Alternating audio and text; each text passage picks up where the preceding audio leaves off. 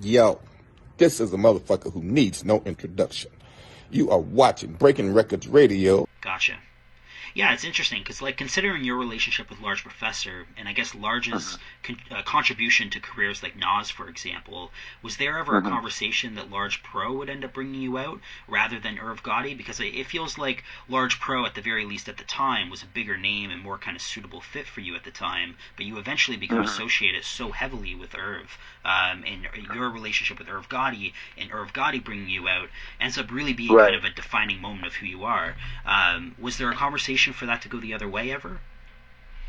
Well, I won't. I think the two are very different, and I think, like with Irv, it was more of a word of mouth, and then he caught up to where I was, and he presented himself, and he presented the opportunity for me to record with him. And that was, we had no prior history, we didn't know each other. It was just, he heard about me and he sought out to find me.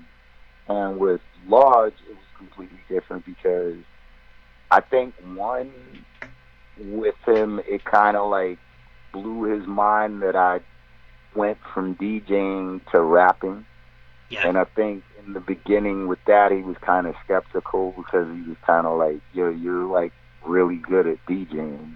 So every day with him, it was more, yo, Mike, how do you do this? And I would show him, or he would be like, yo, well, I'll do a chop cut this way. And, we would talk DJ stuff. And then, and then once he started to hear me, like, spitting, in the beginning, he's kind of like, oh, yeah, that's cool, Mike has a little line here or there, whatever. But I think as time went on and he started to see that I was becoming, I guess, serious about it, he more so wanted to take on, like, he more so was like, okay, I'm going to show you all these things and it's going to be a process, but I want to show you all this so that you could be the best that you could be. And that was cool, but that thing with Irv happened, and it did, and it just all fell the way that it did, and I just ran with it, So I think with Large, he wanted to cultivate me more in the sense of he's pinpointing what kind of artist I am and the way that I spit and what beats I sound best on. And so for him, he made it a process. Whereas Irv was just like, yo, I think you got something. Let's go in the studio and let's just do something. So it was very different. Why DJing? But it was never... Say again? I was going to ask, why DJing? Because I speak to a lot of people, and it seems like DJing, and I guess production duties as well, they end up being the most kind of inaccessible elements of hip-hop, right? You have the MC, breakdancing, graffiti. These are things that are cheap, easily accessible, anyone can do, right? Anyone can start doing. Right. Not everyone can do it well, but everyone can start. Whereas DJing, you have to go out, you have to buy records, you have to maybe buy like Technique 1200s, which are crazy expensive. Yeah, there's real investments. And as a kid, especially if you're growing up with Large Pro, you're 7 years old, you're growing up through your childhood, right, your early teens, and you start kind of developing a desire to DJ, that shit's unattainable, especially if you come from a kind of a poorer family, right? It's not like you can ask your mom for $2,000 for Technique 1200s.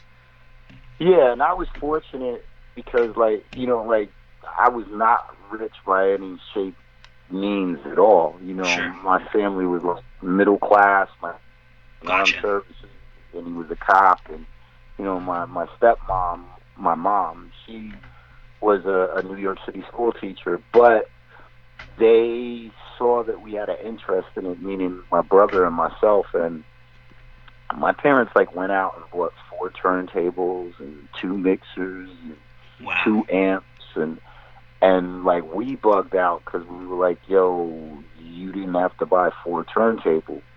And you didn't have to buy 2 mixers and 6 speakers, and they kind of did the parent thing where they didn't completely understand how things work, so they just thought that we both had to have sets, and we laughed because we were like, yo, we could have had 1 set.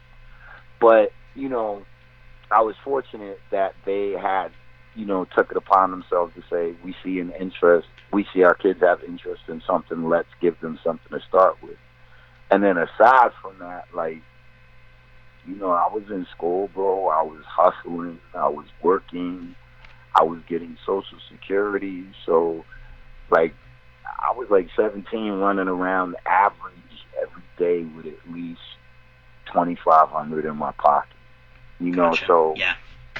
so for me, I'd like thought nothing in terms of overhead and cost and expenditure. Like, you're not thinking those things as a kid. I just was like, yo, Yeah. Tragedy has a new song out. I need that 12-inch. Let me go get it. Yeah, fair enough. Right, so I would just run down to the record stores and just buy whatever I needed to buy. And if I couldn't buy it, I'd jacket it. And if I couldn't jack it, I'd borrow it. And, you know, there's just all those things you do as a DJ when you're coming up.